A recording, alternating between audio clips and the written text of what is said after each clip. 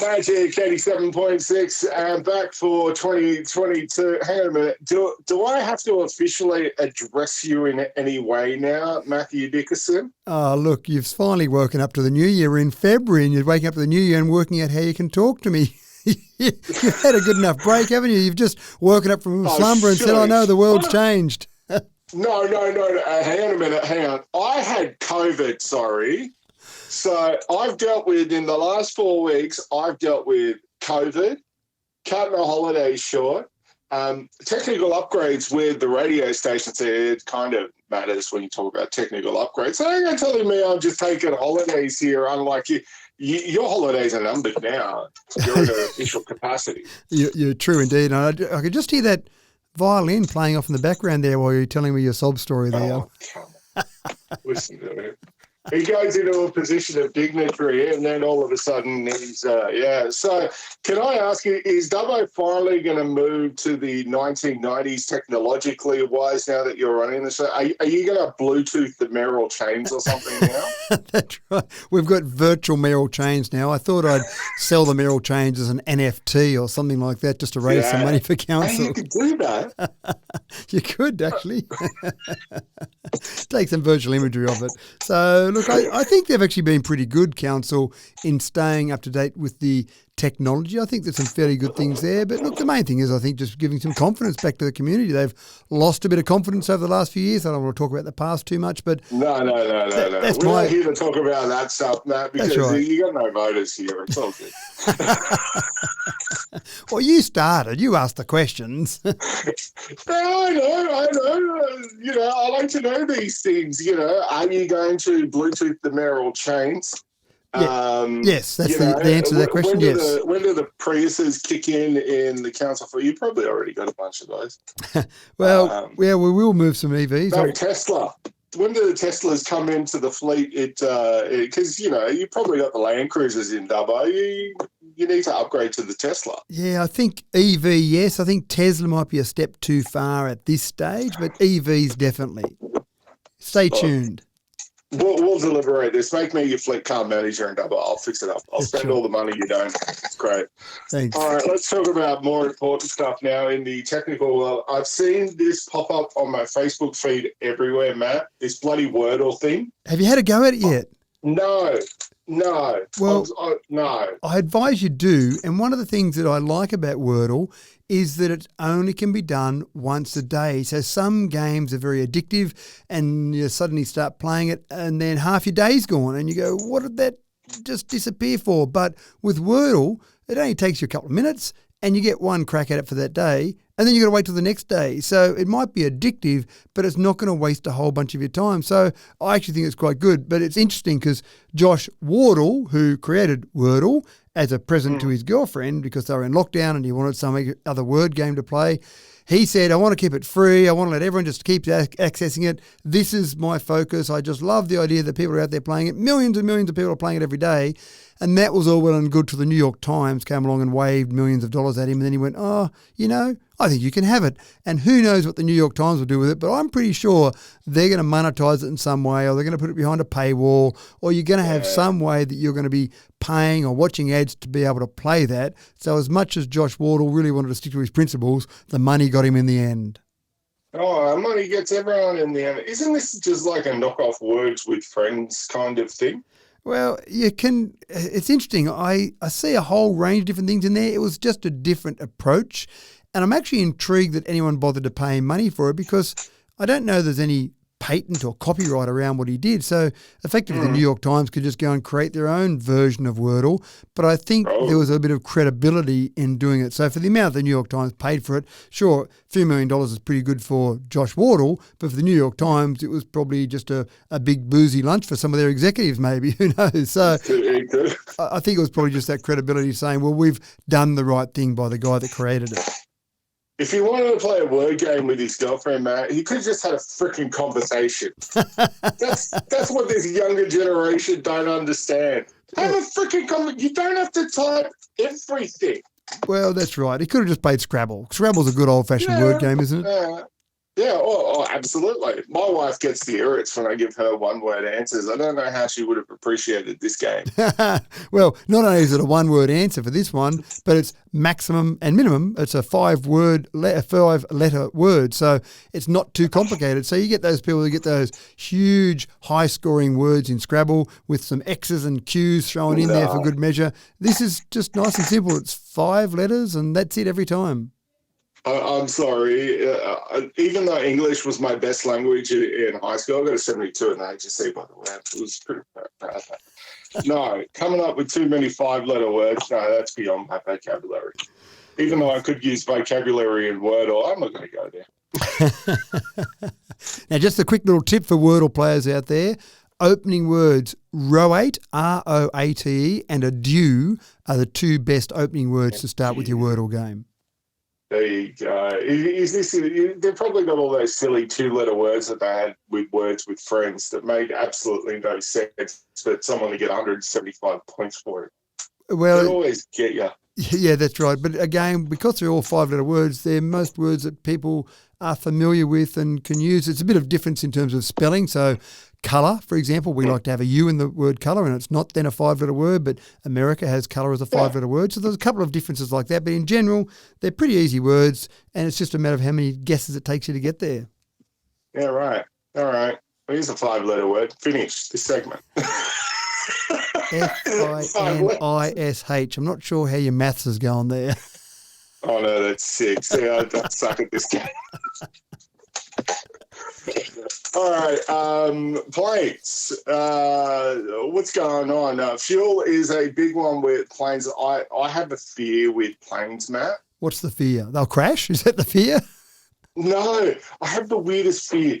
And that is, I'm sitting in a plane, I'm traveling in a plane, I'm comfortable with planes, but all of a sudden I have this fear that the screws are going to loosen from my seat and I'm just going to fall through the bottom of the plane to my death. That's a weird, I have no idea why. I love flying, I love going places, but seriously, I don't know why. It is very bizarre.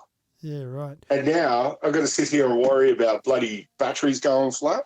Exactly right. You just want to be making sure, wouldn't you, when you get on this plane, and this is a plane called Alice, and it's preparing to take its first flight. It's going to be the first all-electric passenger aircraft. And we've seen a bit of testing done with some electric planes, but at this stage they've been exactly that, testing. This is by an Israeli company called Eviation rather than Aviation. E standing for EV, presumably. Quite a clever little twist there. And it's gone through all its testing in terms of on-the-ground testing and getting ready to take its first flights. But again, it's got a battery, or a few batteries, I'd imagine, and you'll probably get out of that battery around about 1 hour. So you're flying, say, Mudgee to Sydney, a little bit less than an hour, so you should be right. But hold on, we've got some fog coming in at the moment. We're just going to put you in a holding pattern there for a little while. Hold on, I've only got 10 minutes left for my battery. Don't leave me up here for too long. So they will be. We start on the holding patterns, Matt. There will be, and I think this is the area where electric planes are going to be a huge advantage. Those short hops, so Mudgee to Sydney, Dubbo to Sydney, those sort of short hops are typically less than 1 hour flights. The landing and taking off are expensive for a plane. A normal petrol or fuel plane, aviation fuel plane, is expensive to run for those short hops. So this is where electric planes will really be that sort of sweet spot. They're talking about maybe within the next 10 years we'll see planes, electric planes that are going to be holding up to about 40 passengers, but cargo as well, with so much transport going on around the world, with the Amazons of the world getting transport out. These are going to be really popular for those sorts of things as well. So this particular company, Eviation's got 3 different configurations of its plane, one that's got 9 passengers, one that's got 385 kilograms of cargo, and another variant which is an executive version which will just hold fewer passengers but be for those people who want those planes that to make them feel a bit special. But it's happening at the moment. Boeing just invested $636 million in Whisk Aero. NASA gave $358 million to GE Aviation. There's a lot of things happening out there, but this particular company has got 12 orders on the books already from DHL Express to be able to get some of those cargo planes out there and happening. So it won't be that long. We'll be looking up in the sky. We'll see a plane, but we won't hear that traditional sound of a burning combustion motor on there. You watch. There'll be a bean counter somewhere and go, oh, look, Sydney and Melbourne's 55 minutes. We got an hour of battery power. Look, we'll be good. We'll be able to squeeze it in. That's right. It'll happen. It'll happen. Just that's the only time I get nervous, when they start to put you in a holding pattern. I'll wait for the other one. Yeah. Just put me on the next one, will you? I'm good.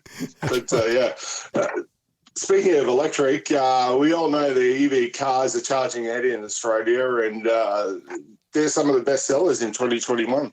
Well, they have been. And if you look at, say, sedans, for example, Toyota Camry, and that mid-size sedan was the number one seller in Australia, but number two was the Tesla Model 3. So the Camry sold 13,081 cars.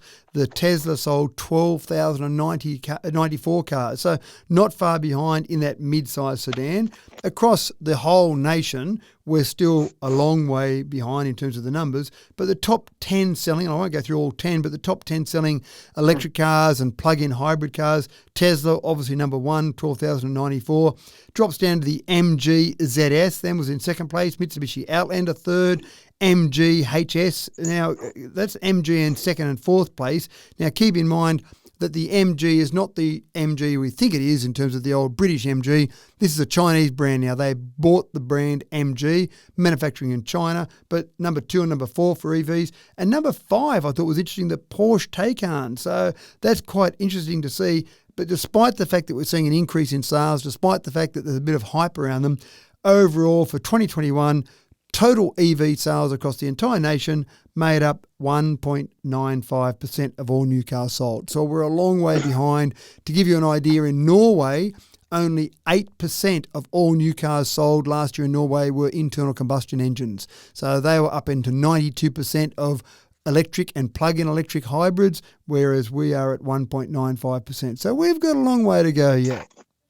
Yeah. Well, look, Matt, I know you're an advocate for EV cars, and now that you're in a position of power as the mayor of Dubbo Regional Council, maybe you can get in the ears of people. This might be your calling, Matt, because you know what? I'll call a spade in a serious statement now. Unless the government takes away tariffs and all the rest of it and gives incentives for people to buy EV cars, no one's going to touch them with a 10-foot barge pole.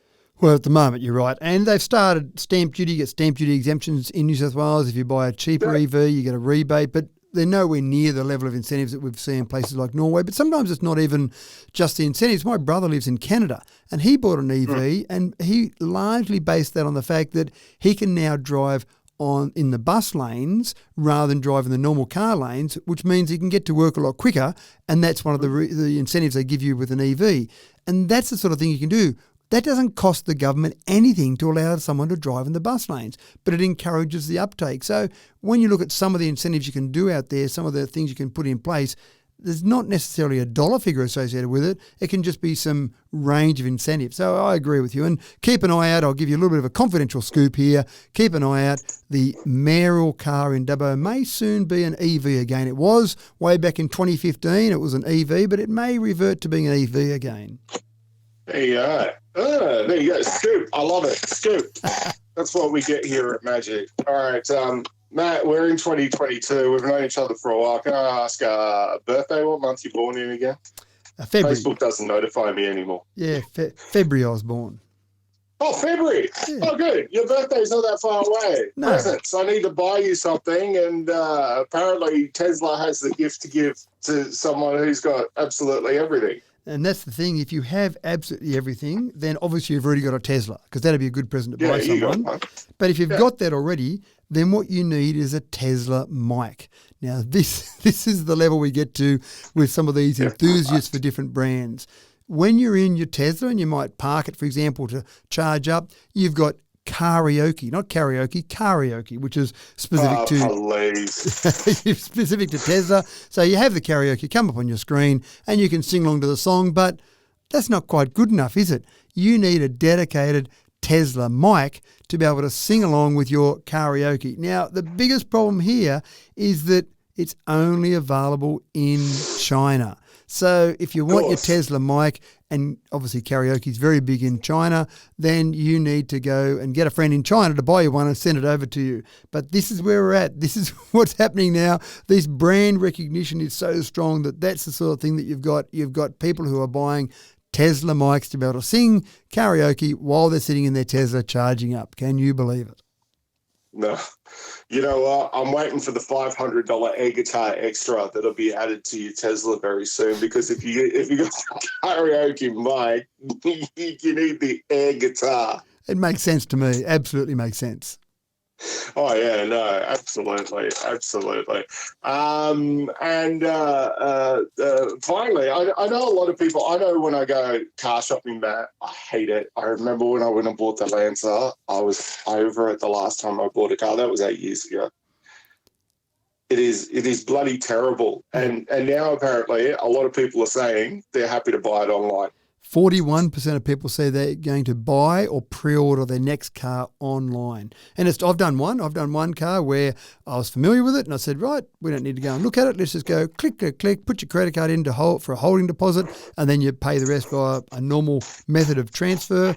And I think the thing here is that for a car dealer, it might not be the end. It might not be slash your wrist territory, because they have a huge amount of stock tied up with their floor stock. And then when people come in and they say, oh, I'd like to buy that, in your case, that Lancer. Oh, you've only got it in red. I was thinking about a blue one. Can you get one in blue? I suppose I'll take the red and that trim. So you end up taking whatever's there because you want it. But because people have been waiting so long for their cars at the moment, during COVID, during chip shortages, people have been waiting months for their car anyway. So they figure, well, maybe I should just go online, get exactly what I need, get exactly the colour and all the specifications I need, click there. Now, it still may come through the dealer. It might be delivered straight to your door. It might come through a dealer. But the bottom line is that you won't need so much stock on the floor of a car dealer. They might have one model of each particular model in range rather than having a whole range of different choices there. So you get a feel for that model, but then you just go online and click, and you've ordered your car, just like you ordered your joggers or you ordered your dress or whatever else you ordered online. You just go and order the car online. So this is a trend that I don't see reducing, because people have become so familiar with ordering things online during COVID. Yeah, I was over it the last time I bought a car, Matt. Seriously, I went into one car dealer, and I'll never forget, I looked at a Nissan Navara because we were going to buy a four-wheel drive ute. And then basically I said to the guy, we took it for a test drive. I really liked it. I thought, we're going to go in, do the deal. I'm like, so can you tell me how much is it? Where's it start? Yeah, I'll be back in a sec.